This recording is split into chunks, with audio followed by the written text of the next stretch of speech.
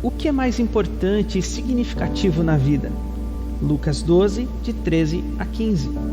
Alguém da multidão lhe disse: Mestre, dize a meu irmão que divida a herança comigo.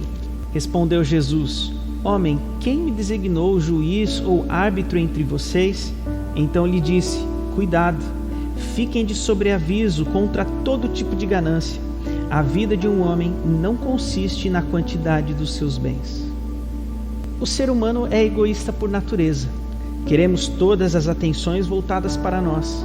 Priorizamos as nossas necessidades, os nossos desejos e só depois, se sobrar um pouco de tempo e vontade, a gente olha para o lado para ajudar o próximo. E muitas vezes a nossa relação com Deus não é diferente. Sempre que vamos orar, focamos apenas no pedir. Queremos que Jesus resolva a nossa situação financeira, solucione um problema no trabalho ou em casa e nos dê coisas das quais nós nem precisamos. Enfim, queremos ser servidos por aquele a quem deveríamos servir. Porém, a coisa não funciona assim. No texto que lemos, observamos o diálogo entre Jesus e um homem que estava preocupado apenas com seus interesses. A Bíblia não diz quem era aquele homem. Sabemos apenas que ele queria que seu irmão dividisse a sua herança com ele.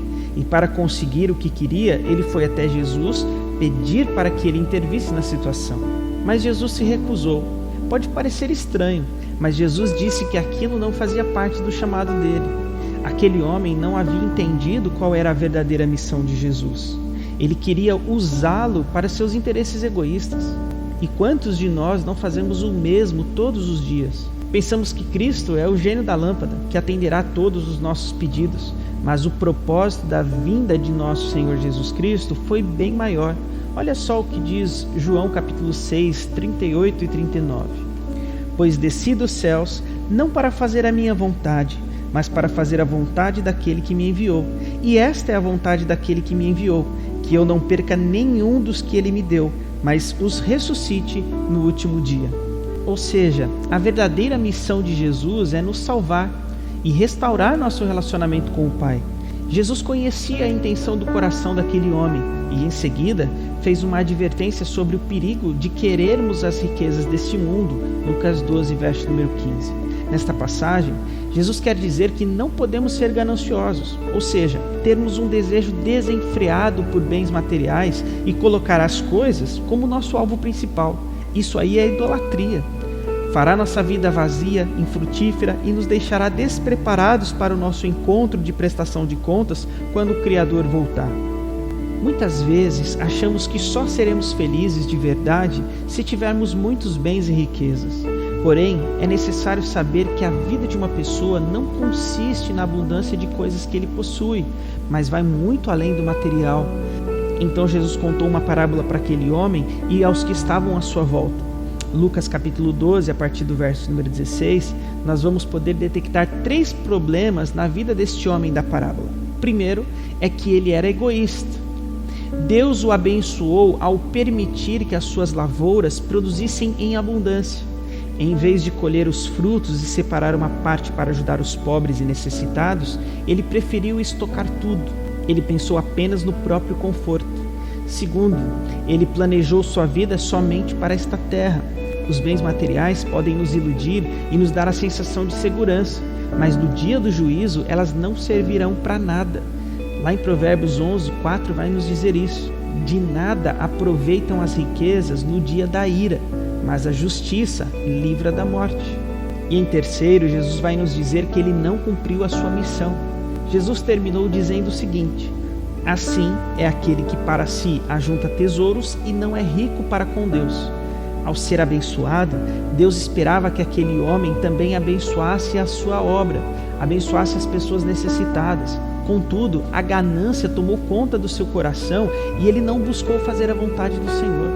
A pergunta é: e você? O que tem feito para servir aos outros e à obra de Deus e ao reino de Deus? Mas Jesus não parou por aí, pessoal. Ele continuou ensinando os seus discípulos a partir do verso número 22, dizendo: não se preocupem com a sua vida quanto ao que comer, nem com o seu próprio corpo quanto ao que vestir. A vida é mais importante do que a comida e o corpo mais do que as roupas. Observem os corvos, não semeiam nem colhem, não têm armazéns nem celeiros, contudo, Deus os alimenta. E vocês têm muito mais valor do que as aves. Quem de vocês, por mais que se preocupe, pode acrescentar 1 hora que seja à sua vida? Visto que vocês não podem sequer fazer uma coisa tão pequena, por que se preocupar com o restante? Observem como crescem os lírios. Eles não trabalham nem tecem. Contudo, eu lhes digo que nem Salomão, em todo o seu esplendor, vestiu-se como um deles.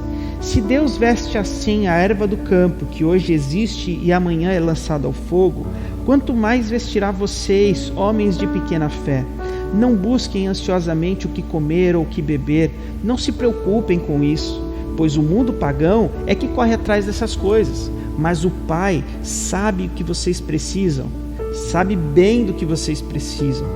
Busquem, pois, o reino de Deus e essas coisas lhes serão acrescentadas. Não tenham medo, pequeno rebanho, pois foi do agrado do Pai dar-lhe o reino. Vendam o que têm e deem esmolas. Façam para vocês bolsas que não se gastem com o tempo, um tesouro nos céus que não se acabe, onde ladrão algum chega perto e nenhuma traça destrói, pois onde estiver o seu tesouro, ali também estará o seu coração. Então aqui Jesus fala sobre preocupação, verso de número 22. A nossa preocupação não serve para absolutamente nada. Ela não pode sequer nos dar um dia a mais de vida e é uma característica daqueles que não servem a Deus. Jesus também fala sobre prioridade, verso número 31. Para tirar o nosso foco, Satanás tentará de todas as formas atrair a nossa atenção para as coisas deste mundo e com isso deixarmos o reino de Deus por último. E Jesus também falou sobre onde o nosso coração deve estar, verso número 34. O nosso coração está naquilo que mais valorizamos. Se estivermos focados nas coisas que o mundo pode proporcionar, nosso coração estará fechado para as riquezas espirituais. Porém, se voltarmos nossa atenção para o céu, Deus nos recompensará com a glória eterna. A pergunta é: você quer ser recompensado com as riquezas deste mundo ou com a glória eterna que Cristo te dá? Nossa felicidade jamais estará nas coisas que possuímos e nos bens que acumulamos. Nosso coração deve estar naquilo que é de fato uma prioridade: amar a Deus sobre todas as coisas e ao próximo como a nós mesmos. Que essa seja a sua oração, que esse seja o seu desejo e o meu desejo, em nome de Jesus. Amém.